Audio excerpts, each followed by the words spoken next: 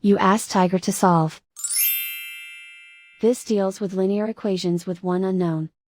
The final result is x equals 6. Let's solve it step by step. Group all constants on the right side of the equation. Subtract 83 from both sides.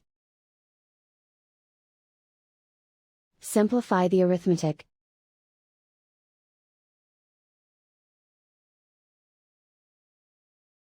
Isolate the x. Divide both sides by -17. Cancel out the negatives.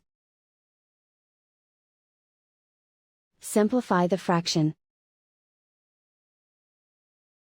Cancel out the negatives. Find the greatest common factor of the numerator and denominator. Factor out and cancel the greatest common factor. And so the final result is x equals 6.